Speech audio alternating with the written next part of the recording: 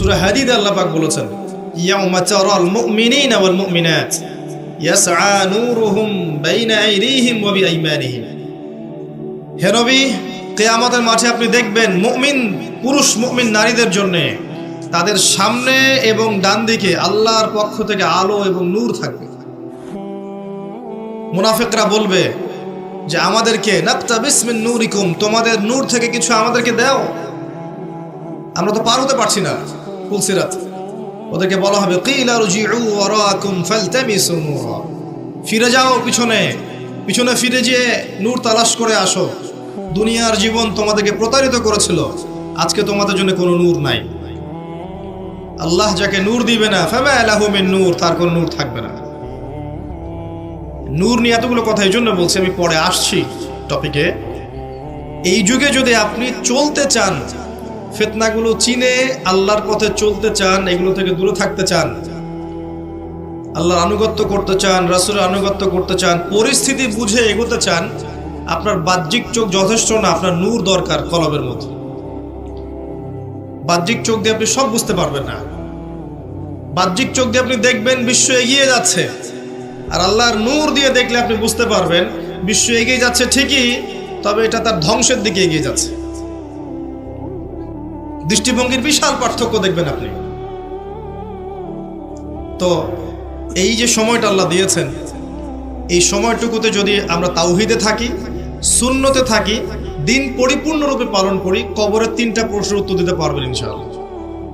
এরপরে আপনাকে রাখা হবে ইল্লিনে, যেখানে আপনি জান্নাতের নিয়ামত ভোগ করবেন। আল্লাহর পরে যারা শহীদ, তাদের ব্যাপারে এসেছে তোমরা আল্লাহর পথের শহীদদেরকে নিহত বলো না, মৃত বলো না। তাদেরকে আল্লাহর পক্ষ থেকে রিজিক প্রদান করা হয়।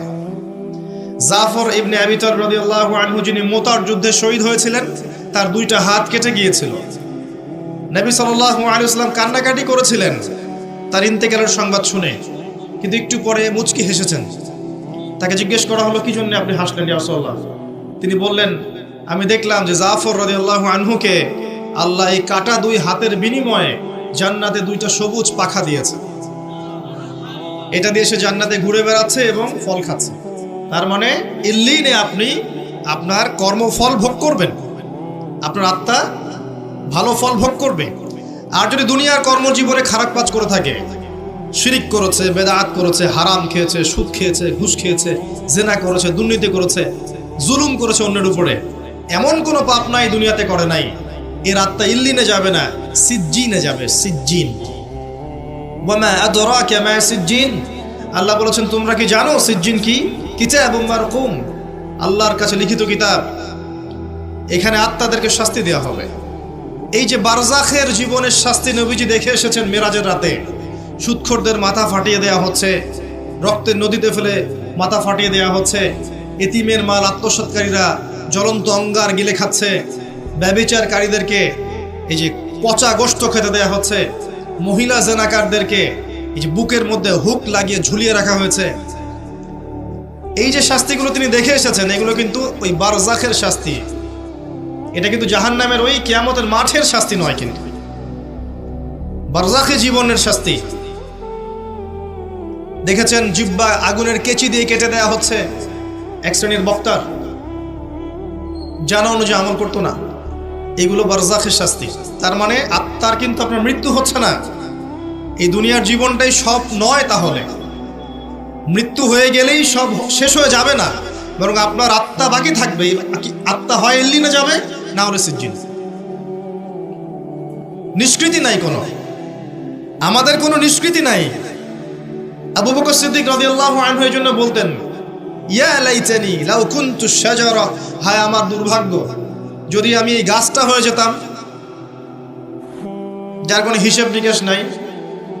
দুনিয়াতে এসেছি, কাজ করব, ভালো হলে ভালো, খারাপ হলে খারাপ, আত্মার নিষ্কৃতি নাই, ওকে ছেড়ে দেওয়া হবে না।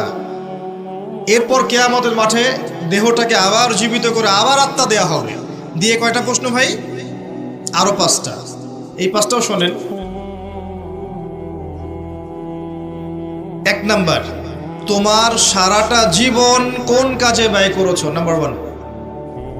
নবীজি বলেছেন, এই 5টার উত্তর না দেয়া পর্যন্ত কোনো আদম সন্তান এক স্টেপ সামনে যেতে পারবে না, এক স্টেপ পিছনে আসতে পারবে না, স্টিল দাঁড়িয়ে থাকতে হবে। খালি পায়ে নগ্ন শরীরে, গায়ে কাপড় থাকবে না, খালি পা নগ্ন শরীর।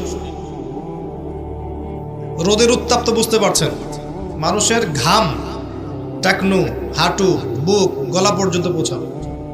দাঁড়িয়ে আছে। 5টা প্রশ্ন, তোমার সারা জীবন কোন কাজে ব্যয় করেছো বলো, না হলে এক স্টেপ আগাতে পারবে না, বলো। 2 নম্বর প্রশ্ন, স্পেশালি তোমার যৌবন, যুবকদেরকে বলছি, স্পেশালি তোমার যৌবন কোন কাজে ব্যয় করেছো বলো, আগাতে দেওয়া হবে না, না হলে। বার্ধক্যে অনেকেরই মৌতের ফিকির আসে, সারা জীবন সুদ খেয়ে শেষ বয়সে চিল্লা দিয়ে এসেছে, এমন লোক আছে। সারা জীবন ঘুষ খাইছে, দুর্নীতি করছে, মদ খাইছে, জেনা করছে, জুয়া খেলছে, শেষ বয়সে হজ করে আলহাজ হয়ে গেছে, এমন লোকের অভাব নাই। যৌবনকাল ভাইটাল টাইম, এই সময়টাতে সবাই হেদায়েতের পথে চলতে চায় না।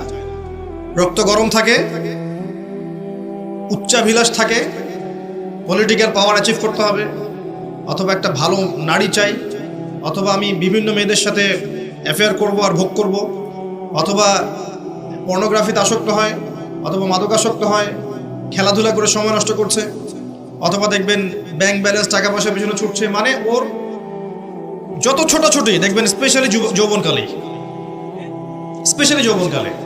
এবং এই যৌবন শুধু আপনার না, যুবতীদেরও, বোথ অফ দেম, উভয়ই জানে না জীবনের উদ্দেশ্য কি। অন দ্য আদার হ্যান্ড মেয়েকে দেখবেন সারাদিন মেকআপ, পার্লার, এই ফ্যাশন, ওই ফ্যাশন, এই ড্রেস, ওই ড্রেস, টিকটক, ফেসবুক, ইউটিউবিং, এগুলোতে ব্যস্ত আছে। বসে বসে নিজেই হাসছে, নিজেই ছবি তুলছে, নিজে নিজে হাসছে একা একা। মানে হাসির কোনো কারণ নাই, এমনি একা বসে আছে, এটা হাসলো, ছবি তুলল। মানে মাইন্ড প্রোগ্রামিং। দেখেন, আমাদের মাথাটাকে ইহুদিরা প্রোগ্রামিং করে দিয়েছে। মানে আপনি যা করবেন ওরা আপনাকে দেখতে আসবে না, বরং আপনি নিজেই জানিয়ে দিবেন, দেখো আমি এটা করেছি। ওয়াইফকে নিয়ে ঘুরতে গেছে, ছবি দিবে ফেসবুকে, কয়দিন পর হয়তো বাথরুমে বসেও ছবি দিবে। এটাই বাকি আছে খালি, আই থিঙ্ক শুধু এটাই বাকি আছে, বাকি সবই দেওয়া যায়। এগুলো দিস হয়, আমি আপনাদের ভাষা বুঝি না, বলতে পারি না, এগুলো মাঝে মধ্যে দেখা যায়। ভালো করে খেয়াল করেন, মানুষের 2টা জীবন, এই যে ব্যক্তিগত জীবন আর পাবলিক লাইফ। পাবলিক লাইফ, আপনি আমি এখন পাবলিক লাইফে আছি, আমাদের প্রাইভেসি আছে, সব কিছু তো আপনি জানবেন না, আবার আপনার সব কিছু আমি জানবো না। একটা প্রাইভেট লাইফ, ব্যক্তিগত জীবনে আপনি খান, ঘুমান, আপনি স্ত্রীর সাথে থাকেন, ঘরের মধ্যে অনেক কিছুই করেন। এই মাইন্ড প্রোগ্রামিং করে ওরা আমাদেরকে এমন একটা মানসিকতা দিয়ে দিয়েছে যে আমরা এখন পাবলিক লাইফ আর প্রাইভেট লাইফের পার্থক্য বুঝতে পারছি না। মানুষের প্রাইভেট লাইফকে আমরা পাবলিক করে দিচ্ছি, ব্যক্তিগত জীবনে যা করছে সব ঢেলে মানুষকে জানাচ্ছে। ওরা কিন্তু জানতে আসছে না, আপনি জানিয়ে দিচ্ছেন ফেসবুকে। এটা প্রোগ্রামিং, একটা মাইন্ড প্রোগ্রামিং। ওদের ওই যুব সমাজও যেমন, যুবতী সমাজও তেমন। দেখবেন এরাও ফ্যাশন, ওই পার্লার, এই গেট আপ, জিন্স, গেঞ্জি, রাস্তায় ঘোরা। তারপরে যদি বুঝায় দেওয়া যায় যে তুমি তো সম অধিকার পাওয়ার যোগ্য, নারী পুরুষের সাথে কোনো পার্থক্য নাই, তুমি বাসায় বসে থাকবে কেন, তুমি বেগম রোকেয়ার উত্তরসূরি না, বাসা থেকে বের হও, ঘর থেকে বের হও, মৌলবাদী পর্দার দর্শন বাদ দাও, পুরুষের কাঁধে কাঁধ মিলিয়ে মাঠে নামো, জাতিকে এগিয়ে নাও। তাহলে তো আর কথাই নাই, ওকে আর ওরা হাতি দিতে পারবে না। ও তখন আকাশে উড়বে, মাটিতে হাঁটবে না, আকাশে হাঁটবে। দাজ্জাল, আমি বলেছি দাজ্জাল, ফেমিনিস্ট রেভলিউশন। এই যে feminist revolution is created by Masihud Dajjal. দাজ্জালের যারা ফলোয়ার্স আছে এরা এই ফেমিনিস্ট রেভলিউশন ক্রিয়েট করেছে। আজকে আমাদের নির্ধারিত সূরা হচ্ছে 2টা, একটা হলো সূরাতুল ফালাক, একটা হলো সূরাতুন নাস। আচ্ছা, এই সূরা 2টার নাম হচ্ছে কে? মুআউযিযাতাইন। কি বললাম? মুআউযিযাতাইন।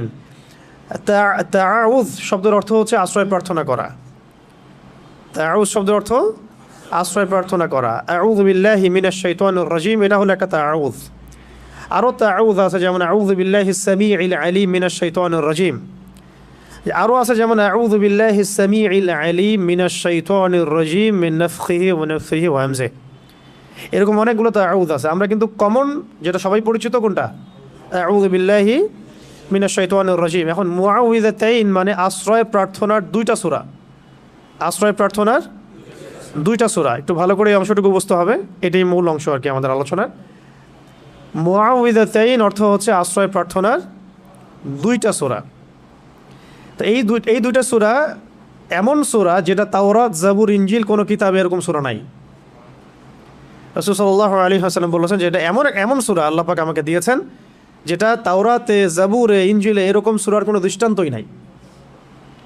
মানে এটা শুধু কোরআনেই আছে, সুবহানাল্লাহ, অন্য কোনো কিতাবে এটা নাই।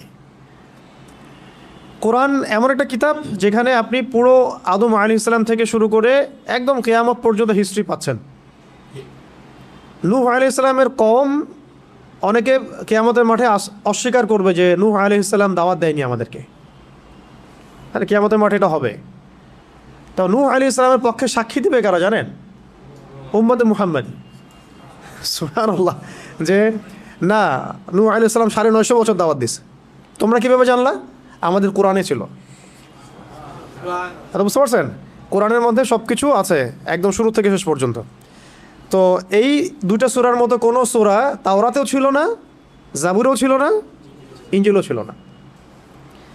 ঘটনা হচ্ছে রাসূলুল্লাহ সাল্লাল্লাহু আলাইহি ওয়াসাল্লামকে একবার একজন ইহুদি, বাইরে সে রূপ ধরে থাকতো যে সে মুসলিম, মুনাফিক, আসলে সে ছিল ইহুদি।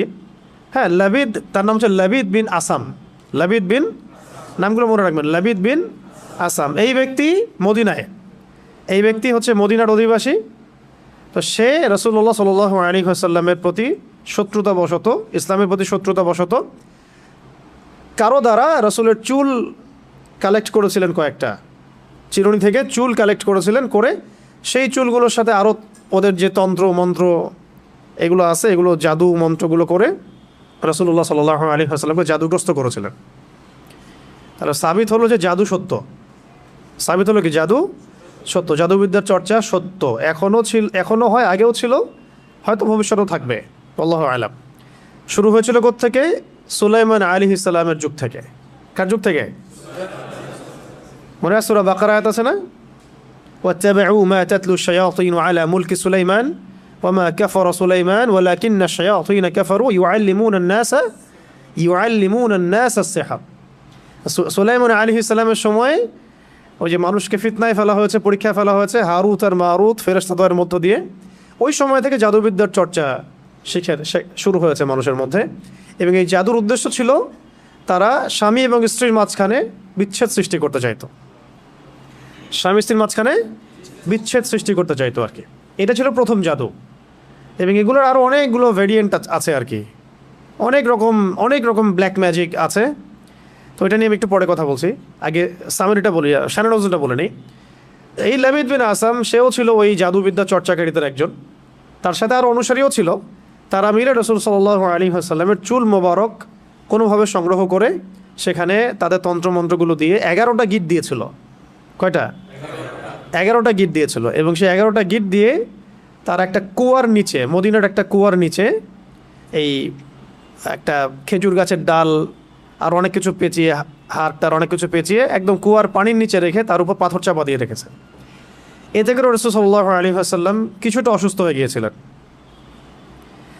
এবং অসুস্থতাটা এমন ছিল যে তিনি কিছু কিছু বিষয়ে মানে ভুলে যাচ্ছিলেন।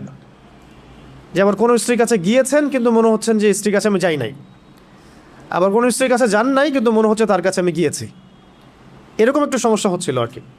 এবং কিতাবে আসছে যে এই সমস্যাটা 40 দিনের মতো ছিল, আর কোনো কিতাবে আসছে 6 মাসের মতো ছিল। 40 দিন বা 6 মাসের মতো এরকম অসুস্থতাটা ছিল। তো এগুলো থেকে প্রমাণ হচ্ছে যে জাদুবিদ্যা সত্য, এগুলো চর্চা সত্য, এবং এগুলোর প্রভাব মানুষের উপর বিস্তার করতে পারে, ঘটতে পারে। এমনকি আমাদের নবী সাল্লাল্লাহু আলাইহি ওয়াসাল্লামকেও জাদুগ্রস্ত করা হয়েছে। তো এরপরে একদিন রাতে নবী সাল্লাল্লাহু আলাইহি ওয়াসাল্লাম শুয়ে আছেন এবং আল্লাহ রাব্বুল আলামিন তাকে স্বপ্ন দেখাচ্ছেন, এটা হচ্ছে ওয়াহি। নবীদের স্বপ্ন কি? ওয়াহি। স্বপ্নে তিনি দেখছেন যে তিনি শুয়ে আছেন এবং দুইজন ফেরেশতা, তার মাথার কাছে একজন, পায়ের কাছে একজন, এসে দুইজন ফেরেশতা একে অপরের সাথে কথোপকথন করছেন। একজন বলছেন যে রাসূলুল্লাহর কি হয়েছে, আরেকজন অ্যান্সার দিচ্ছেন সাল্লাল্লাহু আলাইহি ওয়াসাল্লাম যে তাকে জাদু করা হয়েছে। আরেকজন বলছেন কে জাদু করেছে, আরেকজন অ্যান্সার করছেন লাবিদ বিন আসা, কি দিয়ে জাদু করেছে, উত্তর দিচ্ছেন যে চুল দিয়ে। কোথায় আছে জাদুর উপকরণ? আরেকজন অ্যান্সার দিচ্ছেন অমুক কুয়ার নিচে। কুয়ার নামটা আমি আজকে ঘাটতে ঘাটতে পেয়েছিলাম, কুয়ার নামটা বলে দিই। হ্যাঁ, কুয়ার নামটা হচ্ছে জারওয়ান নামক কুয়া। কী নাম? জারওয়ান। এটা মদিনায় আছে, এটা একটা গোত্রের মধ্যে আছে। এই গোত্রটার নামটাও জানা দরকার। এগুলো আমি একটু ঘাটাঘাটি করছিলাম যে গোত্রের নামটা কি, কোন গোত্র এই কাজটা করেছিল। বনু জোরাইক গোত্র। এখানে ইহুদিদের অনেকগুলো গোত্র ছিল, বনু কোরাইজা, বনু কাইনুকা, বনু নাজির, এরকম অনেকগুলো গোত্র ছিল না? বনু জোরাইক একটা গোত্র ছিল, বনু জোরাইক। এই বনু জোরাইক গোত্রের এই লাবিদ বিন আসাম, সে এই জাদু করেছিল। জাদুর উপকরণ রেখেছিল ওই জারওয়ান নামক কূপের নিচে। এখন নবী সাল্লাল্লাহু আলাইহি ওয়াসাল্লাম সকালবেলা উঠলেন, উঠে আলী রাদিয়াল্লাহু আনহুকে বললেন। খেয়াল করে দেখবেন যে মানে বড় বড় মিশনগুলোতে আলী রাদিয়াল্লাহু আনহুকে পাঠানো হয় আর কি। খেয়াল করছেন? খায়বারে ইহুদিদের এগেনস্টে যাও, তরবাল পতাকা তোমার হাতে।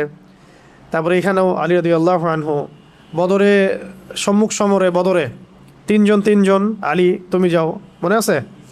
হিজরতের সময় আলী তুমি থাকো আমার বিছানায় শও। আবার ওই একবার যে খবর পাচার হয়ে গেল হুদাইবিয়া সন্ধির পরে, মক্কা বিজয়ের আগে আক্রমণের সময়, আর ওই যে একটা মহিলা তার কাপড়ের ভিতরে তথ্য নিয়ে চলে গেল, মনে আছে? হাতেব বিন আবি বালতা রাদিয়াল্লাহু আনহু চিঠি দিয়ে দিয়েছিলেন যে মক্কা আক্রমণ হতে পারে। তো এই মহিলাকে ধরার জন্য পাঠানো হয়েছিল আলী রাদিয়াল্লাহু আনহুকে। আবার খন্দকের যুদ্ধের সময় আমর বিন কি জানি নামটা, আমর তার সামনে আছে। আমর বড় একজন কাফের, তার সাথে 20 জন লড়াই করতে পারতো না এমন একজন ব্যক্তি ছিল।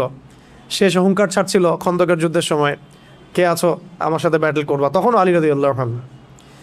তো মাশাআল্লাহ, আমরা যেন তার মতো জিন্দেগি পাই, আমিন। তার মতো ইমান, আমল, আখলাক আল্লাহ পাক আমাদেরকে দান করেন, তার ছিটা ফোটা দান করেন, আমিন।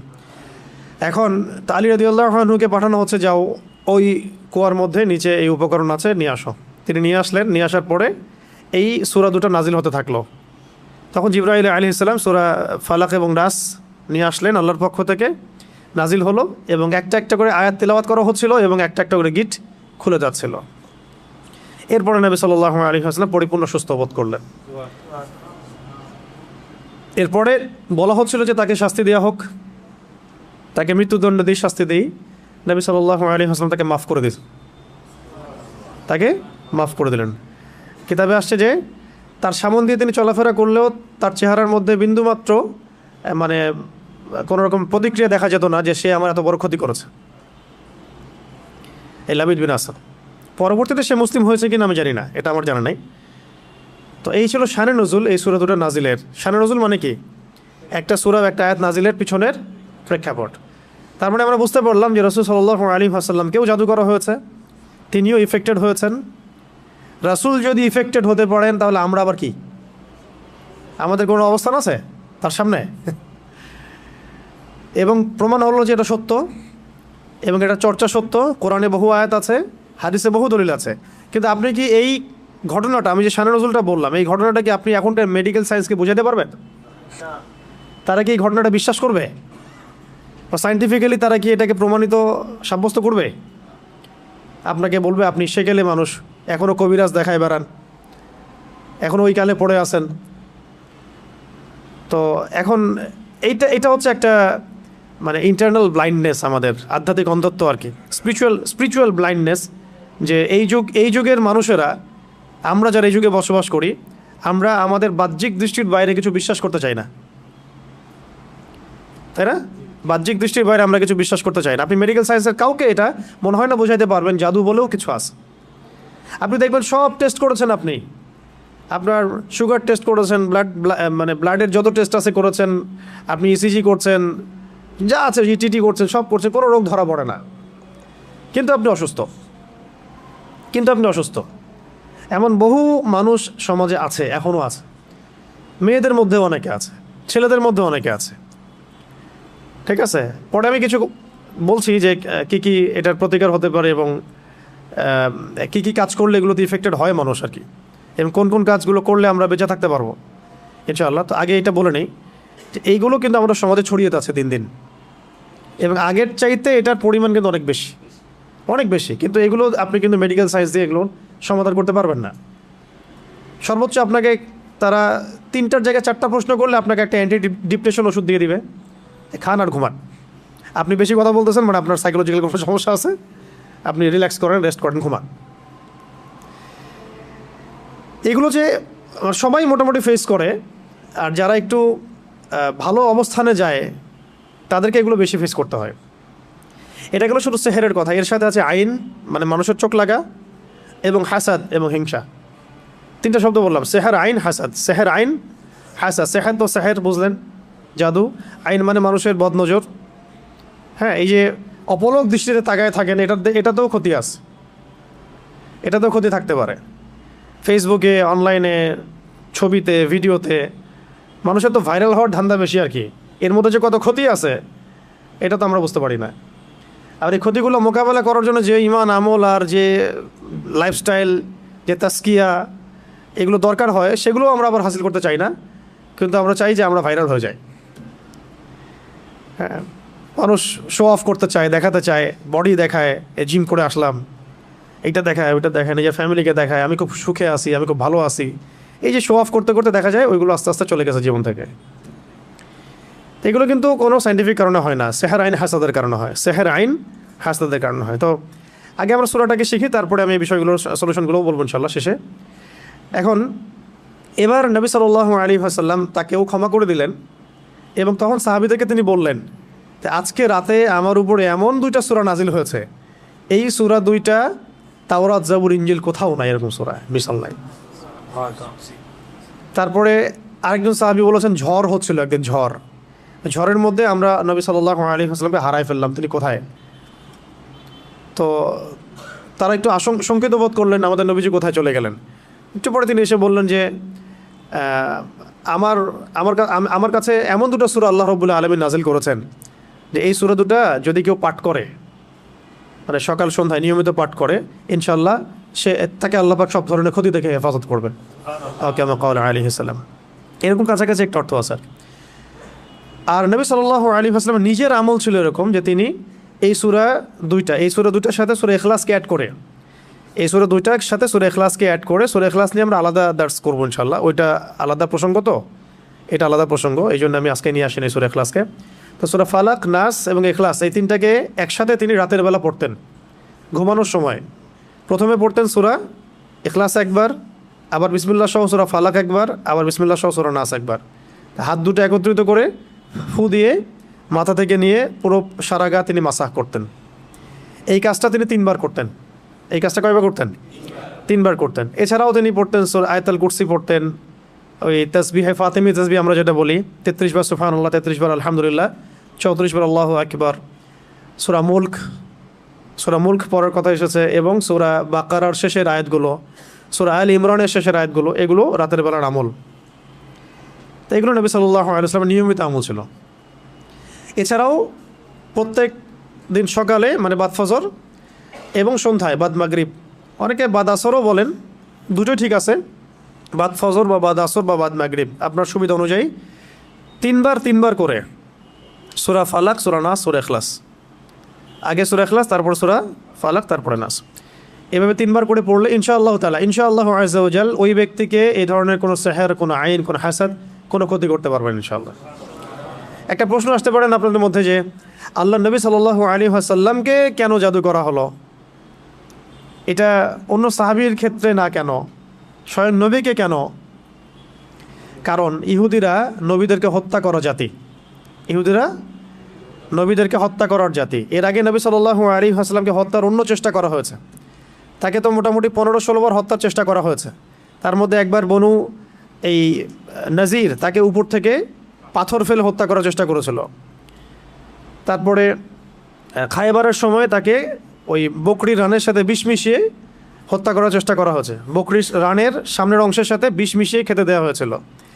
কোনো অবস্থায় যখন কোনো কাজ হচ্ছিল না তখনই তারা এই অস্ত্র বেছে নেয়, দূর থেকে জাদু করা, হ্যাঁ, তন্ত্রমন্ত্র দিয়ে জাদু করা, যাতে সাপও মরে লাঠিও না ভাঙে। অনেকটা এমন বিষয় যে আপনার শত্রুকে আপনি চিনতেও পারবেন না, কিন্তু আপনি ক্ষতিগ্রস্ত হচ্ছেন। দেখবেন সম্পত্তি নিয়ে ক্যাচাল, তারপরে খুব পারিবারিক ক্যাচাল, কিন্তু সামনাসামনি আপনার সাথে লড়ার মতো তার সেই কলিজা নাই, কিন্তু পিছন থেকে কিন্তু আপনাকে জাদু করলে বা সেহের আইন হাসাতে গেলে তখন আপনি ক্ষতিগ্রস্ত হচ্ছেন, আপনি চিনতেও পারছেন না কে আপনার ক্ষতি করছে। এটা তো অদৃশ্যের জগৎ, আপনি দেখতে পাচ্ছেন না। ঠিক আছে, এখানে প্রাসঙ্গিক একটা কথা বলে দিই, যারা এই কাজগুলো করে তারা একটা পরম্পরা মেনটেন করে এই কাজগুলো করে। কারণ ইবলিসের হায়াত অনেক লম্বা, সে পৃথিবীর ইতিহাস জানে কখন কোথায় কি হয়েছে। সে ভবিষ্যৎ হয়তো জানে না, অতীত সে জানে যে কখন কোথায় কি হয়েছে। ইবলিসের বহু অনুসারী আছে এবং এগুলো সবাই জিন, এগুলো সবাই কি জিন। আমাদের একজন স্কলারকে দেখলাম সেদিন, শোনেন এটা আবার অন্যভাবে নিয়েন না কথাটা, আমাদের একজন স্কলারকে আমরা দেখলাম যে উনি কোনো একটা বয়ানে বলছেন, আমি নাম মেনশন করছি না, যে আমি যে বয়ান করছি আমার বয়ানের মধ্যে অনেক জিন শ্রোতাও আছে, উনি বললেন এক জায়গায়। তো দেখলাম অনলাইনে খুব ট্রল করলো তাকে নিয়ে কয়েকজন, এই দেখো কি বলতেছে, উদ্ভট কথা।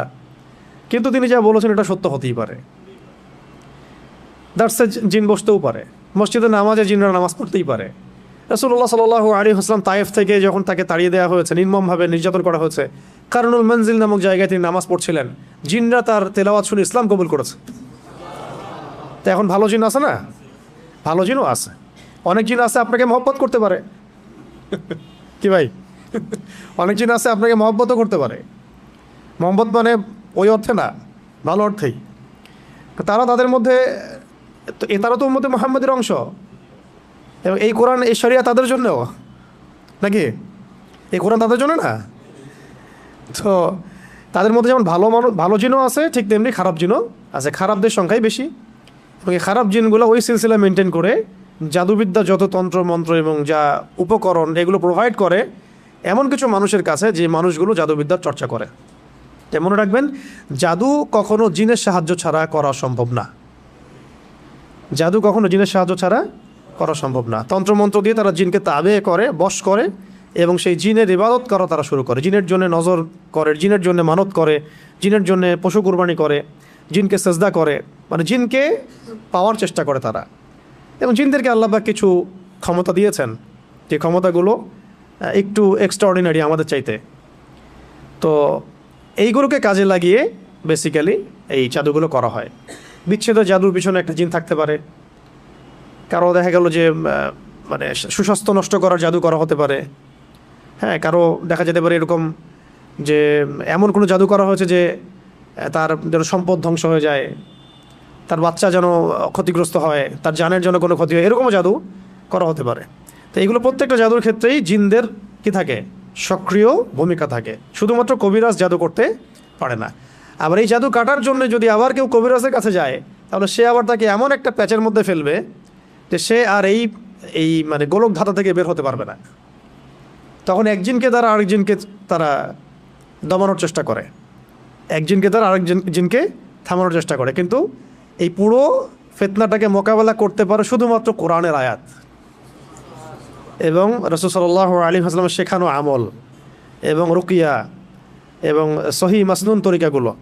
বাকি তরিকাগুলোতে গেলেই সে শিরকে লিপ্ত হয়ে যেতে পারে, বেদাতে লিপ্ত হতে পারে, কুফরিতে লিপ্ত হতে পারে, অথবা হারামে তো লিপ্ত হবেই নিশ্চিত, এবং আল্লাহর সাথে শিরক হয়ে যেতে পারে। তাই এটা একটা রোগের মতো। এটা কি একটা রোগের মতো। রোগ হলে যেমন আমরা মেডিসিন নেই, আল্লাহর কাছে দোয়া করি, শেফার চেষ্টা করি, ঠিক এইরকমই কেউ যদি সেহের আইন হাসাদে আক্রান্ত হয়ে যান, আল্লাহ না করুন, আল্লাহ পাক আমাকে আপনাদের সবাইকে হেফাজত করেন, সেক্ষেত্রে এই মাসনুন তরিকাগুলোর মধ্য দিয়ে যেতে হবে। ঠিক আছে ইনশাল্লাহ। এখন রাসূল সাল্লাল্লাহু আলাইহি ওয়াসাল্লাম তাকে ক্ষমা করলেন। খেয়াল করে দেখেন, ইহুদিরা রাসূল সাল্লাল্লাহু আলাইহি ওয়াসাল্লামকে পর্যন্ত হত্যার চেষ্টা করেছেন। আমি একটা সিরাত পড়ছিলাম, সিরাতে খতামুল আম্বিয়া, তো এটা পাতলা, এর সাথে একটা সিরাত আছে আমাদের এখানে, সিরাত নবী রহমত, নবী রহমত বইটা সৈয়দ আবুল হাসান আলী নদভী রহমতুল্লাহ আলাইহি লেখা। পিছনের দিকে আপনি দেখবেন রাসূল সাল্লাল্লাহু আলাইহি ওয়াসাল্লামের ইন্তেকালের সময় তিনি বলছিলেন যে আমার মনে হচ্ছে যে আমার এই যে মানে শরীরের যে আমরা বলি না ভেইন বা রগ, এইগুলো মনে হচ্ছে ছিন্ন ভিন্ন হয়ে যাচ্ছে, মানে মনে হচ্ছে আমাকে এমন বিষ প্রয়োগ করা হয়েছে আর কি, যে আমার রগগুলো ছিন্ন ভিন্ন হয়ে যাচ্ছে। এটা হচ্ছে ওই খায়বার যুদ্ধে নবী সাল্লাল্লাহু আলাইহি ওয়াসাল্লাম যখন জিতলেন, মানে জয়লাভ করলেন, তখন ওই ইহুদি মহিলা গোশতের মধ্যে বিষ মিশিয়ে দিয়েছিলেন নবীজিকে খেতে। একজন সাহাবী এটা কামড় দিয়ে গিলে ফেলেছিলেন, তিনি সেখানে ইন্তেকাল করেছেন, শহীদ হয়েছেন। আর নবী সাল্লাল্লাহু আলাইহি ওয়াসাল্লাম তিনি গিলে ফেলেননি, শুধু একটু একটা কামড় দিয়েছেন, তারপর ফেলে দিয়েছেন মুখ দিয়ে, যখন তিনি জানতে পেরেছেন এখানে বিষ মেশানো আছে। তার কাছে ওহী আসছিল। তো ওই যে বিষের একটা কামড়ের বিষের যে প্রভাব, এটা শেষে এটা রাইজ করেছিল আর কি। তো এটাও আপনি কিছু সিরাতের কিতাবে পাবেন যে নবী সাল্লাল্লাহু আলাইহি ওয়াসাল্লামকে বিষ প্রয়োগ করা হয়েছে, আর এরপরে তাকে এভাবে সেহের করা হয়েছে, জাদু করা হয়েছে। তাহলে এখানে একটা প্রশ্ন, একজন মানুষকে এত কষ্ট সহ্য করতে হচ্ছে কেন? মহামানবকে, একজন মহামানবকে যিনি আল্লাহ পাকের হাবিব, তাকে এত কষ্ট কেন সহ্য করতে হচ্ছে? কাদের জন্যে? কাদের জন্য তার এত কষ্ট? এইটা যদি আমরা উপলব্ধি করতে পারতাম, তাহলে এই সাতেমদের এগেনস্টে যে আমরা আইনের কথা বলছি, বিদ্রোহ মানে মিছিল মিটিং স্লোগানের কথা বলছি না, এগুলোর প্রয়োজন হতো না। রাষ্ট্র নিজে এগুলো খুঁজে খুঁজে বের করে রেখে দিত, যদি তারা বুঝতো যে নবী সাল্লাল্লাহু আলাইহি ওয়াসাল্লাম কে, তিনি কি করেছেন আমাদের জন্য, তার অবদান কি এই মানবতার মুক্তির দূত হিসেবে। এতটা নিমক হারাম মনে হয় উম্মাহ খুব কমই আছে আসলে বিশ্বের মধ্যে, আমরা যেটা করতেছি আর কি। আল্লাহ পাক মাফ করেন আমাদেরকে। কেন এত কষ্ট তাকে করতে হলো আমাদের জন্যে? তিনি তো মাকামে মাহমুদে যাবেন, জান্নাতুল ফিরদাউসুল আলায় যাবেন, তিনি আল্লাহর হাবিব, তার আগেও কোনো গুনাহ নাই, পরেও কোনো গুনাহ নাই। কিয়ামতের মাঠে কোনো নবী সুপারিশ করতে পারবেন না, তিনি সুপারিশ করবেন। কিয়ামতের মাঠে কোনো নবী সুপারিশ করতে পারবেন না। কিসের সুপারিশ জানেন? 50,000 বছর মানুষ দাঁড়ায় থাকবে, বিচার শুরু হচ্ছে না। আল্লাহ পাক এত নারাজ সেদিন, বিচারটা শুরু করার কথা কেউ বলতেই পারবেন আল্লাহকে। আল্লাহ বিচারটা অন্তত শুরু করেন। দাঁড়ায় থাকতে থাকতে আমাদের অবস্থা খারাপ, প্রত্যেক মানুষেরই অবস্থা হয়ে যাবে, মানে ইল্লা মাশাআল্লাহ। তখন প্রত্যেক নবী রিফিউজ করবেন, আমি পারবো না। আদম আলাইহিস সালাম বলবেন না আমি না, নূহের কাছে যাও। নূহ আলাইহিস সালাম বলবেন না আমি না, ইব্রাহিম আলাইহিস সালামের কাছে যাও। এভাবে একে একে করতে করতে রাসূল সাল্লাল্লাহু আলাইহি ওয়াসাল্লাম পর্যন্ত আসবেন, যখন তিনি বলবেন যে আমি সুপারিশ করবো ইনশাআল্লাহ, আজকের এই সুপারিশ আমার জন্যে। তাও মানুষ দেখবে যে রাসূল সাল্লাল্লাহু আলাইহি ওয়াসাল্লামকে সুপারিশ করানোর জন্যে বোরাক নিয়ে আসা হচ্ছে উপর থেকে, আসমান থেকে। জিবরাইল আলাইহিস সালাম আসছেন, তিনি সেখানে উঠছেন, উপরে নিয়ে যাওয়া হবে। মানুষ দেখতে পারবে একটা বিশাল অট্টালিকার সামনে, আসমান এবং জমিনের মাঝখানে। এইটা হচ্ছে মাকামে মাহমুদ। এখানে গিয়ে রাসূল সাল্লাল্লাহু আলাইহি ওয়াসাল্লাম সেজদায় পড়ে যাবেন। কত বছর সেজদায় চলে যাবে আল্লাহ ভালো জানেন। এবং তিনি তখন এমন কিছু তাসবিহ পড়বেন, এমন কিছু প্রশংসা করবেন, যেটা আজ পর্যন্ত কেউ আল্লাহ পাকের শানে করে নাই।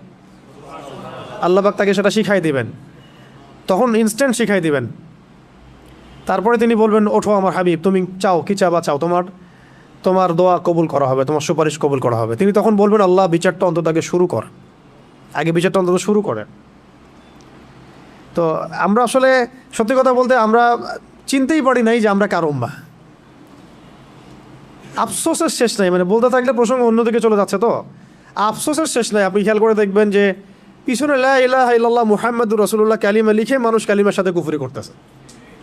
মন্ত্রণালয় খুলে বসে আছে পিছনে লা ইলাহা ইল্লাল্লাহ মুহাম্মাদুর রাসূলুল্লাহ, না লা ইলাহা ইল্লাল্লাহ সে মানে, না মুহাম্মাদুর রাসূলুল্লাহ মানে। কিন্তু লিখার কি দরকার আছে তাহলে?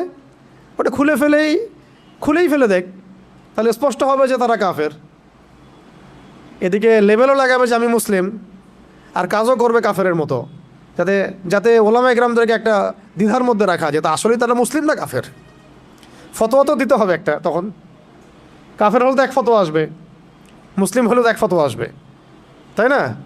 পিছনে লা ইলাহা ইল্লাল্লাহ, কোনো ইলাহ নাই আল্লাহ ছাড়া, মানে কোনো বিধানদাতা নাই আল্লাহ ছাড়া, কিন্তু আমরা আছি জমিনে, তাই না? বিষয়টা তো তাই। পিছনে লিখে রাখছে লা ইলাহা ইল্লাল্লাহ, কোনো ইলাহ নাই, কোনো উপাস্য নাই আল্লাহ ছাড়া। মন্ত্রণালয় সবগুলোতে ইলাহ আছে, আমরাই ইলাহ, বিধান আমরাই দিচ্ছি না, আউযুবিল্লাহি মিন যালিক। মুহাম্মাদুর রাসূলুল্লাহ মানে মুহাম্মদ সাল্লাল্লাহু আলাইহি ওয়াসাল্লাম ছাড়া কি নাই, কোনো রোল মডেল নাই আমাদের, এক কথায় কোনো রোল মডেল নাই। তিনি আমাদের একমাত্র রোল মডেল, আমাদের উসওয়াতুল হাসানা। কিন্তু জমিনে কাজ করতে গিয়ে প্রত্যেকটা ডিপার্টমেন্টে মুহাম্মদ সাল্লাল্লাহু আলাইহি ওয়াসাল্লামের তরিকাকে একদম জাদুঘরে রেখে দিয়ে নিজেদের সব মন গড়া বিধান রচনা করতেছে। কত বড় হঠকারিতা চিন্তা করছেন? এই জন্য আমি বলি যে এটা অন্তত সরাই দেখ, করতে তো পারবে না, তো সরাই দেখ, ওটা লেখার দরকার কি ওখানে? অ্যাটলিস্ট স্পষ্ট হবে যে হ্যাঁ তারা কাফের অথবা তারা মুনাফিক, তখন বিধান সেইভাবে বর্তাবে, তখন ফতোয়াগুলো সুন্দর স্পষ্ট আসবে। মুনাফিকদের ব্যাপারে এই ফতোয়া, সাতেনদের ব্যাপারে এই ফতোয়া, কাফেরদের ব্যাপারে এই ফতোয়া। এদিকে ইসলামের লেভেলও রাখবে, এদিকে কাজও করবে কুফুরির তাগুদি সিস্টেমের, মানে আল্লাহর দুশ্মনদের দাসত্বও করবে, জায়নিস্টদের, আবার এদিকে বলবে আমি মুসলিম। এগুলা কি? তাহলে ধর্ম নিয়ে ব্যবসা, সবচেয়ে বড় ব্যবসা কারা করে? সবচেয়ে বড় ধর্ম ব্যবসা কারা করে? রাজনীতিবিদরাই করে সবচেয়ে বড় ধর্ম ব্যবসা। সবচেয়ে বড় ধর্মকেন্দ্রিক যে মানুষের সাইকোলজি নিয়ে খেলা, এটা সবচেয়ে বড় ব্যবসাটা করে পলিটিশিয়ানরাই। ধর্মকে তারা ভোট পাওয়ার মানদণ্ড হিসেবে গ্রহণ করছে। এটার মানে এই না যে ইসলামিক রাজনীতি করা যাবে না, এটা অন্য আলোচনা। কিন্তু এদিকে আপনি আল্লাহর কালিমাও রাখবেন, জমিনের মধ্যে আপনি আবার কুফরি আচরণও করবেন, এটা তো মানা যায় না। হয় একদিকে আসেন, কালিমা রাখলে কালিমার বিধান বাস্তবায়ন করেন, আর না রাখলে ঠিক আছে বলেন যে আমরা লা ইলাহা ইল্লাল্লাহ মানি না, ধর্মের সাথে আমাদের কোনো সম্পর্ক নাই, তখন আমরা বলবো তারা কাফের। ফতোয়া স্টেট, কাফেরদের সাথে যা হবে তাই ফতোয়া। তো এই বিষয়গুলো আমাদেরকে খুব খুব পীড়া দেয়। তো যাই হোক, অনেক বেশি হয়তো বলে ফেললাম, আল্লাহ মাফ করেন।